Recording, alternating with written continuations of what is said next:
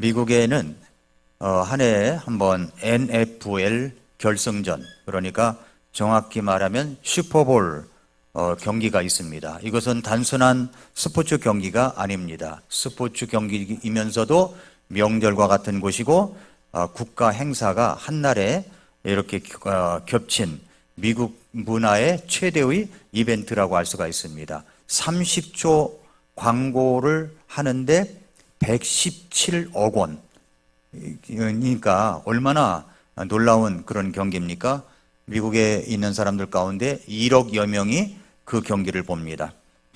그래서 미국에서는 슈퍼볼이 있는 날은 가족과 친구가 함께 모이는 날이라고 합니다. 미식 축구를 몰라도 또 그날은 모두 TV를 켭니다. 뿐만 아니라 1억 명 이상이 동시에 시청하기 때문에 미국 역사상 가장 많이 본 방송 기록이 대부분 여기에서 나온다고 합니다. 그뿐만 아니라 여기에 잠시 이제 광고를 보는 것도 30초 광고를 보는 것도 있지만 최대 공연 무대가 있는데 12분에서 15분 공연을 한 가수들은 그야말로 인기가 최고인 가수가 된다고 합니다. 그러니까 슈퍼볼이 얼마나 놀라운 그런 경기인가 우리가 짐작할 수가 있겠죠? 그런데 이 슈퍼볼 경기에 이제 그 미식 축구에 결승전에 올라갔다고 하면은 대단한 것입니다. 근데 결승전에 올라간 두 팀이 있는데 아주 대등한 경기가 될 것이라고 예상을 했는데 이 경기는 45대 8로 한쪽 팀이 압승을 했다는 것입니다. 그래서 기자들이 정말 이상하다. 무엇 때문에 그랬을까 해서 기자들이 끝난 후에 양팀 선수 인터뷰를 했습니다. 그랬더니 연구진들이 왜 이렇게까지 큰 차이가 났는가를 분석하기 위해서 인터뷰를 했는데 패배한 팀 선수들의 인터뷰에는 이런 말이 많이 나왔다고 합니다. 내가 이 큰 무대에 들어설 영광을 얻다니 이 관중의 환호가 아직도 생생하다. 여기까지 온 것만 해도 대단하다. 이런 생각을 가지고 경기에 임했고 압승한 45대 8로 압승한 팀의 선수들에게 인터뷰를 했더니 그 많은 그 선수들이 나온 이야기 가운데 어떤 말이 많이 나오냐면은 경기 내내 마지막 우승을 내서 트로피를 들고 있는 모습을 상상했습니다. 마지막 장면을 계속 마음에 그렸습니다. 끝난 후에 장면을 이미 수없이 리허설을 했습니다. 이런 얘기가 더 많이 나왔다는 것입니다. 경기가 끝난 후의 모습을 상상했다는 거죠. 결론은 분명했습니다. 이것은 실력이 아니라 마음에 그린 장면이 승패를 갈랐다는 것입니다. 입장식의 순간의 환호에 가득 찬 팀은 패했고 멈췄고 마지막 순간 시상대에 트로피를 들고 있는 모습을 그렸던 팀은 이겼습니다. 오늘 빌립보서 3장 13절 14절은 우리에게 이런 내용의 말씀을 우리에게 주시고 있는 겁니다. 먼저 첫째로 바울의 고백을 들어보십시오. 나는 내가 이미 붙잡은 줄로 여기지 아니하며 표대를 향해 밀치며 나아가노라 라고 말씀을 했습니다. 바울이 스스로를 뭐라고 이야기했냐면은 나는 이미 도착한 사람으로 이미 끝난 사람으로 여기지 않았다는 것입니다. 나는 내가 이미 붙잡은 줄로 여기지 않는다. 여기에 이미라고 했습니다. 이미 이 말은 헬라어로 에데라는 단어인데 에데라는 단어가 영어 성경에는 already로 되어 있어요. 그러니까 이미라는 단어죠. 개역 성경에는 아직으로 되어 있는데 흠정적 성경에는 already 이미입니다. 이미 붙잡은 줄로 여기지 않는다라고 했습니다. 그리고 왜 이 사도 바울의 고백이 놀라우냐면은 이렇게 말한 사람이 누굽니까? 사도요, 선교사요, 곳곳에 수많은 교회들을 세웠던 놀라운 하나님의 사람이었습니다. 그런데 뭐라고 이야기하냐면은 나는 이미 붙잡은 줄로 여기지 않는다라고 했다는 사실입니다. 이 말은 겸손한 표현 정도가 아닙니다. 자기 인식에 대한 신앙적 결단이라고 볼 수가 있습니다. 바울은 자신의 과거 업적을 결코 도착했다는 증거로 삼지 않았습니다. 나는 이제 다 했다라고 그런 증거로 삼지 않았습니다. 나는 이 정도 했으니 이제는 그만해도 된다는 이미 도착한 줄로 여기지 않았다는 말입니다. 바울의 시선은 항상 표대에 있었습니다. 표대. 내가 표대를 향해 밀치며 나아가노라.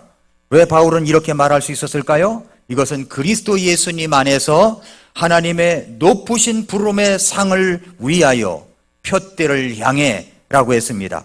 바울의 눈에는 항상 표대가 있었습니다. 그는 과거의 성공에 머물지 않았고 현재의 사역에 안주하지 않았으며 자신을 이미 이룬 그런 사람으로 규정하지 않았습니다. 표대가 앞에 있으면 사람을 멈출 수가 없습니다. 이 고백이 우리에게 주는 메시지가 무엇입니까? 이 정도면 됐다라고 생각하고 있지는 않는가? 우리 자신에게 물어봐야 됩니다. 우리는 언제부터 과거의 은혜를 현재의 멈춤을 정당화하는 근거로 사용하고 있지는 않는가를 봐야 됩니다. 바울은 말합니다. 나는 이미 붙잡은 줄로 여기지 않는다. 이 말은 곧 이렇게 말하는 것입니다. 나는 아직도 부르심의 길 위에 있다. 나는 아직도 전진 중이다. 나는 아직도 표대를 향해 가고 있다. 그래서 바울은 어떻게 합니까? 밀치며 나아갑니다. 바울이 이렇게 말할 수 있었기 때문에 그는 표대를 향해 밀치며 나아간다고 할 수가 있었던 것입니다. 그러나 아직 붙잡지 못했다고 믿는 사람은 멈출 수 없습니다. 두 가지 그것이 연결되어 있는데 이미 붙잡은 줄로 여기지 않는다는 고백은 무슨 말이냐면은 계속 밀치고 나아가겠다는 결단입니다. 바울의 고백은 단순히 개인적 겸손이 아닙니다. 신앙적 정체가 아니라 순례자라는 선언이며 사명은 완성이 아니라 계속됨이라고 하는 고백입니다. 이것이 첫 번째고, 둘째로 밀치며 나아가노라 라는 말씀에서 바울은 단지 나는 아직 붙잡지 못했다 라고 말하고 끝나지 않았습니다. 그 고백 뒤에 구체적인 태도를 말합니다. 표대를 향해 밀치며 나아간다. 여기서 바울이 사용한 표현 밀치며 나아가노라는 말은 헬라어 디오코라는 단어입니다. 이 단어는 단순히 걷다, 천천히 가다 라는 뜻이 아니라 디오코라는 말은 쫓아가다, 추격하다, 저항을 뚫고 전진하다 라는 뜻이 담겨져 있습니다. 그러니까 바울은 이렇게 말하고 있는 겁니다. 밀치며 나간다는 말은 우리가 가는 길에는 저항이 있다는 거죠. 막힘이 있다는 이야기입니다. 그러나 나는 멈추지 않는다는 선언입니다. 바울의 믿음은 저항을 전제로 한 믿음이었다는 거죠. 하나님이 인도하시는 길이라면, 우리는 생각할 때 하나님이 인도하시는 길이라면 좀 부드럽게 열려야 하지 않나? 이렇게 생각을 할 때가 많습니다. 믿음으로 가면, 믿음으로 내가 섰습니다. 문에 서면 자동으로 문이 쑥 열려지기를 기다릴 때가 참 많습니다. 믿음으로 섰는데 자동 문이 열려질 때가 많아요. 저희 집에는 이제 엘리베이터 공사도 했지만은 앞에 이제 거기에 번호 키를 누르는 그런 이제 열쇠를 잠김하는 문이 있습니다. 그러면 이 안쪽에서 이렇게 나갈 때 보면은 그냥 앞에 가까이 가면은 문이 자동으로 열리게 그렇게 작업을 했어야 되는데 그게 아니고 꼭 이렇게 밀어야, 이걸 눌러야 열리게 되어 있었어요. 도대체 이해가 안 된다. 자동으로 열려야 되는데 왜 이렇게 했을까? 아, 이 동네는 수동을 좋아하는구나. 내가 사는 동네는 수동을 좋아하는구나. 이렇게 이제 아날로그로 했구나. 이렇게 받아들였는데 어느 날 보니까 그게 바뀌어져 있었습니다. 이게 그 앞에 가면은 자동으로 문이 열려요. 그걸 보면서 제가 느낀 게 뭐냐면 믿음이라고 하는 것은 어떤 것인가? 믿음이라고 하는 것은 그 문 앞에 서면은 자동으로 열려지는 게 아니라는 겁니다. 밀치며 나가야 된다는 거죠. 수동문이라는 겁니다. 믿음으로 섰으면 밀치고 나가야 됩니다. 밀치고. 오늘 말씀이 그 말씀입니다. 우리는 인생에는 두 종류의 문이 있습니다. 하나는 자동문이고 하나는 수동문이 있습니다. 가까이 가면 아무 힘도 들이지 않아도 문이 스르르 열립니다. 기다릴 필요도 없고 몸을 실을 필요도 없습니다. 그러나 또 하나의 문은 수동문입니다. 이 문은 가만히 서 있으면 절대 열리지 않습니다. 밀고 나가야 됩니다. 밀쳐야 합니다. 힘을 줘야 됩니다. 몸을 실어야 됩니다. 바울이 말한 믿음이라고 하는 것은 자동문을 말하는 것이 아닙니다. 바울은 푯대를 향해 걸어갔다라고 했죠. 자연스럽게 일렸다는 말이 아닙니다. 그리 상황이 좋아져서 앞으로 나갔다는 말이 아닙니다. 푯대를 향해 어떻게 나아갔다고요? 밀치며 나아갔습니다. 이 길은 자동문이 아닙니다. 선교라고 하는 것은 여러분 자동문이 아닙니다. 밀치며 나가야 되는 겁니다. 나는 멈추지 않는다. 저항이 있어도 몸을 실어 밀치며 나아간다. 혼자 힘으로 안 되면 누군가 같이 밀쳐야 됩니다. 그래도 안 되면 여러 사람이 밀치며 나가야 됩니다. 서로 합해서 밀치며 나아갈 때 아무리 큰 저항이라고 할지라도 그것은 우리에게 열려진 문이 될 수가 있는 것입니다. 밀친다는 말은 저항이 있다는 뜻입니다. 이 길에는 이런 것들이 따라오는 거예요. 우리가 믿음으로 길을 걸어가면 불편함이 올 수도 있습니다. 불편해져요. 익숙한 것을 내려놓아야 됩니다. 그리고 손해처럼 느껴지는 것들도 있습니다. 그러나 중요한 것은 이것입니다. 이 저항이 우리가 잘못 가고 있다는 증거가 아니라 오히려 힘을 줘야 되고 밀쳐야 된다는 것이 우리가 잘못 가고 있다는 증거가 아니라 오히려 우리가 제대로 가고 있다는 증거일 수 있다는 사실입니다. 하나님께서 인도하시는 길이라고 해서 항상 편안한 것은 아닙니다. 믿음의 길은 편한 길이 아니라 옳은 길이기 때문에 그렇습니다. 왜 어떤 사람은 멈추고 어떤 사람은 계속 갑니까? 여기서 한 가지 차이가 있습니다. 자동문만 기대하는 사람은 문 앞에 서서 기다리기만 합니다. 왜 안 열리지? 왜 이렇게 힘들지? 왜 하나님은 빨리 열어주시지 않지? 그러다가 문 앞에서 멈춥니다. 그러나 이 문이 수동문임을 아는 사람은 다릅니다. 이 문은 밀쳐야 하는 문이구나. 믿음이라는 것은 밀치는 것이구나. 믿음으로 밀치는 것입니다. 선교도 밀치는 겁니다. 전도도 밀치는 것입니다. 우리가 앞으로 나아가는 길도 밀쳐야 갈 수가 있는 것입니다.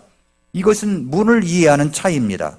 바울은 왜 멈추지 않았습니까? 바울은 왜 이토록 밀치며 나아갈 수 있었을까요? 그 이유는 간단합니다. 밀치며 나아갈 때 푯대가 있기 때문에 그렇죠. 푯대를 보고 있었기 때문입니다. 푯대가 분명하면 저항은 장애물이 아니라 과정이 되는 겁니다. 푯대가 분명하면 불편하다고 하는 것은 실패가 아니라 훈련이라고 생각할 수가 있습니다. 그래서 바울은 멈추지 않고 포기하지 않았으며 환경에 의해 결정되지 않았습니다. 오늘 우리에게 주시는 말씀도 그렇습니다. 지금 여러분의 길이 혹시 불편하다고 생각하십니까? 익숙한 환경이 닫힌 것처럼 느껴지십니까? 그렇다면 이것을 분명히 기억하십시오. 지금 우리가 서 있는 문은 자동문이 아니라 수동문일 수 있습니다. 그러나 밀치며 나아가는 자만이 그 문을 통과할 수가 있습니다. 믿음은 문이 열릴 때까지 기다리는 것이 아니라 문을 밀치며 순종하는 것입니다. 우리가 기성세대가 밀치며 나아갈 때 다음 세대가 따라올 수가 있는 것입니다. 앞에서 힘이 센 사람이 밀쳐야죠.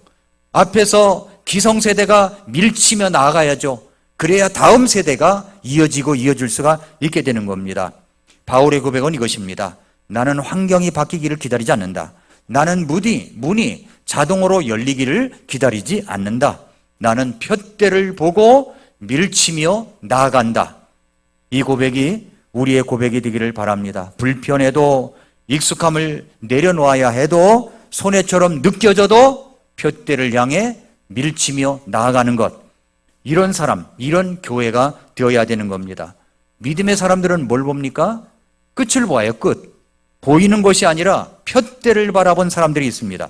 푯대를 향해 밀치며 나아간다고 말할 수 있었던 이유는 그가 혼자만의 결단 때문은 아니었습니다. 성경 전체를 볼 때 믿음의 사람들의 공통된 믿음을 보면은 모두 다 푯대를 보면서 밀치며 나아갔던 것을 확인할 수가 있습니다.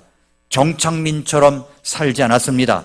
지금의 자리에 영원히 머물 사람처럼 행동하지 않았습니다. 왜냐하면 그 믿음의 사람들의 시선은 항상 끝에 있었기 때문입니다.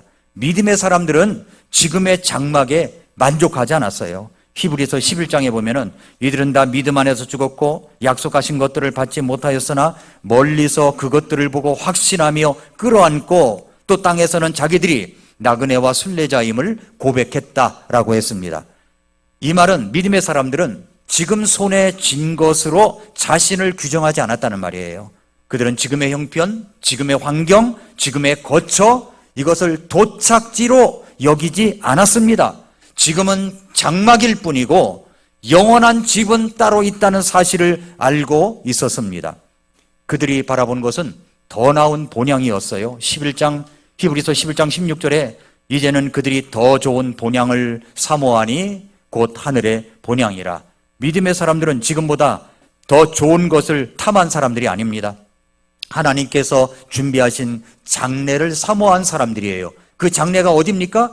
더 나은 본향, 하나님이 계신 곳, 저 천국을 바라봤다는 거죠. 그래서 그들은 지금의 편안함을 절대화하지 않았고 지금의 불편함을 실패로 해석하지 않았던 사람들입니다. 그래서 바울은 이렇게 정리합니다. 고린도후서 4장 18절에 보면은 우리는 보이는 것들을 바라보지 아니하고 보이지 아니하는 것들을 바라보나니 보이는 것들은 잠깐 있을 뿐이나 보이지 아니하는 것들은 영원하니라 라고 했습니다. 보이는 것이 힘들지 않다고 말하지도 않습니다. 그는 분명히 말합니다. 보이는 것은 잠깐이다. 보이지 않는 것은 영원하다라고 하는 사실입니다. 무엇을 바라보느냐가 신앙의 깊이를 결정하게 되는 겁니다. 그래서 믿음의 사람들은 멈추지 않은 거죠. 믿음의 사람들은 환경이 좋아질 때까지 기다리지 않았습니다. 그들은 끝을 알고 있었기 때문에 지금 현재 불편해도 힘들어도 어려움이 있어도 밀치며 나아갔다는 사실입니다. 그래서 그들은 푯대를 향합니다. 성도 여러분, 우리 교회는 이제 선교사님들 있고 또 개척 교회들이 있습니다. 여러분이 보실 때 왼쪽에 보면은 우리가 국내에 선교하는 그런 곳을 쭉 적어놨습니다. 그런데 작년에 있던 교회가 없는 교회들도 있어요. 왜 그러냐면 작년에 있던 교회를 왜 더 이상 하지 않느냐면 저는 이제 3년 정도만 후원을 한다라는 원칙을 갖고 있습니다. 그래서 어떤 교회를 후원해도 3년 동안만 후원을 한다. 그리고 또 다른 곳으로 이어갑니다. 그러나 이 나라에서 개척을 하는 곳은 그렇다고 치더라도 선교사는 3년만은 끝나는 겁니까? 30년만 하면 끝나야 되는 겁니까? 아니라는 거예요. 선교사님들은 죽을 때까지 그곳에서 사역을 합니다. 그래서 우리는 어느 정도 이게 선교 사역을 하다가 끝내는 것이 아니라 끝까지 밀치며 가야 될 것이 바로 선교 사역이라고 하는 것입니다.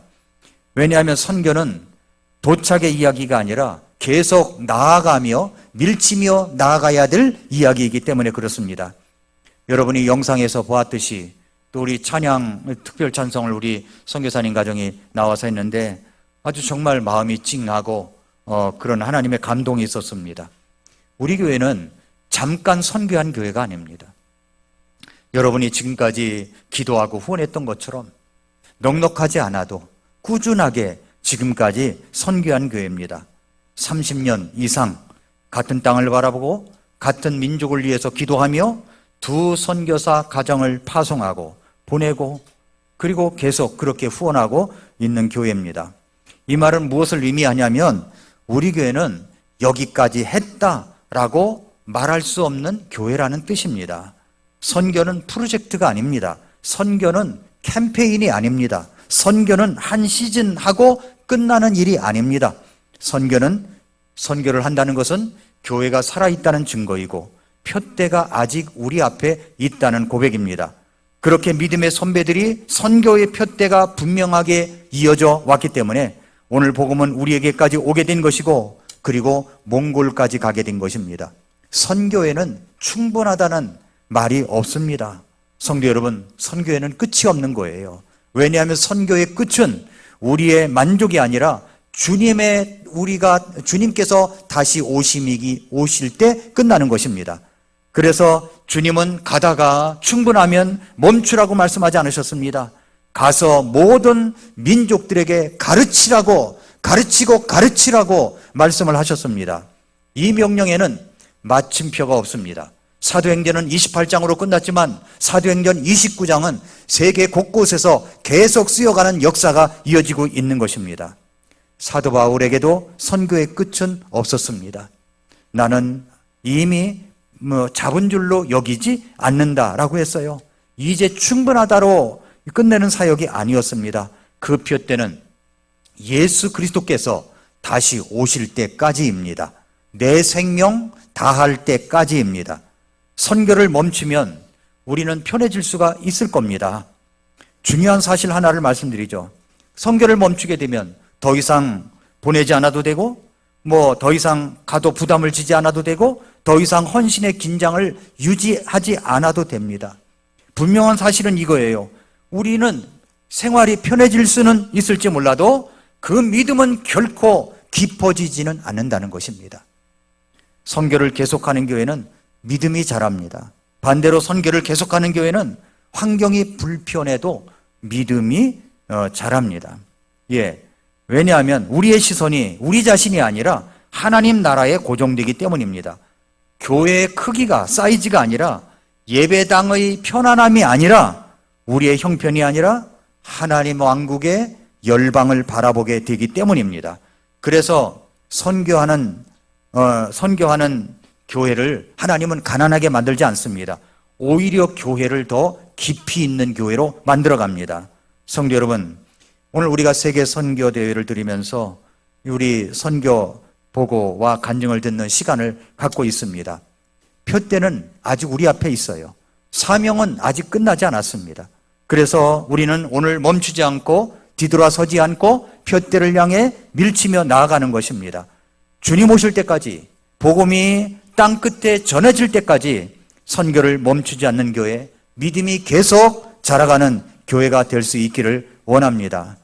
사랑하는 성도 여러분, 이제 오늘 말씀을 마치면서 다시 처음 질문으로 돌아가고 싶습니다. 우리는 무엇을 보고 가고 있습니까? 여기 풋볼 경기에서 패배한 팀은 입장식의 화려함에 도취되어서 경기를 제대로 뛸 수가 없었습니다. 그들은 여기까지 온 것만 해도 대단하다, 이런 의식들, 이런 것들이 그 마음속에 있었기 때문에 그 경기가 멈추게 된 것입니다. 그러나 승리한 팀은 달랐습니다. 그들은 입장식의 환호가 아니라 마지막 시상대를 바라보며 달려갔습니다. 그래서 끝까지 나아갔고 끝까지 그들은 최선을 다한 것입니다. 사도 바울도 마찬가지였습니다. 그는 자신의 과거를 보지 않았습니다. 자신의 업적을 보지 않았습니다. 자신이 개척한 교회들이 얼마나 많으냐, 이것을 바라보지도 않았습니다. 나는 이미 붙잡은 줄로 여기지 아니한다. 바울의 시선은 언제나 표대에 있었습니다. 그래서 그는 멈추지 않았고, 그래서 그는 밀치며 나아갔습니다. 성도 여러분, 우리 주님 예수 그리스도께서 그러하셨습니다. 예수 그리스도께서는 십자가라는 십자가의 지시기까지 영광이라는, 십자가 위에 넘어 있는 영광이라는 장면을 보시고 계셨습니다. 그래서 히브리서 12장은 이렇게 말씀합니다. 우리 믿음의 창시자요 또 완성자이신 예수님을 바라보자.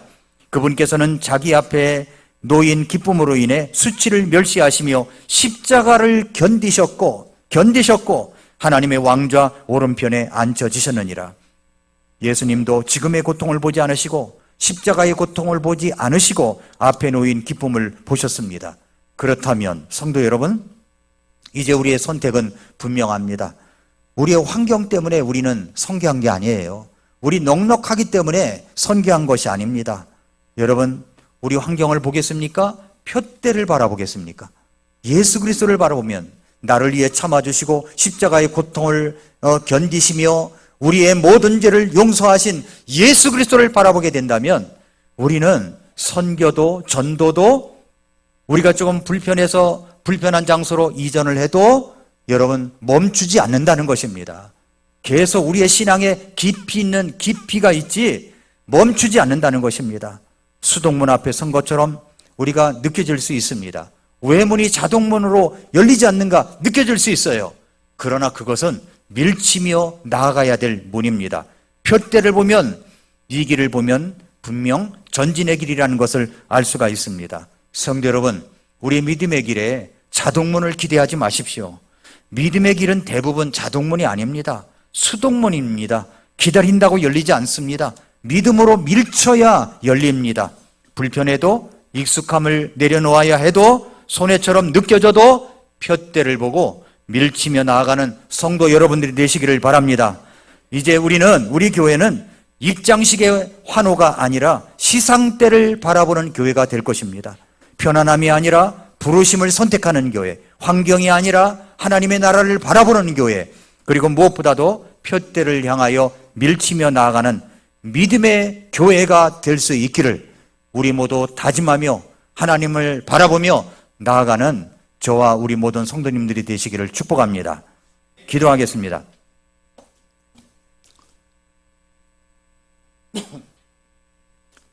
이 시간 조용히 머리 숙여 기도하겠습니다. 사랑하는 성도 여러분, 우리의 인생길도 똑같습니다. 자동문이처럼 절대로 열리지 않을 때가 많습니다. 노력을 해야 되고 구원은 은혜로 되지만 나머지 우리의 믿음은 밀치며 나아가야 되는 것이 대부분입니다. 성도 여러분, 믿음으로 사십시오. 믿음으로 나아가십시오. 여러분의 인생길에 어려움이 있더라도 밀치며 나아가십시오. 우리 교회도 세계 선교를 향하여 나아가는 교회, 밀치며 나아가게 될 것입니다.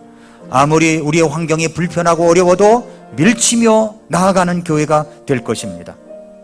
우리 한번 기도하십시다. 하나님, 밀치며 나아가는 내 믿음, 밀치며 나아가는 우리 교회가 되게 해 주시옵소서. 같이 기도하겠습니다.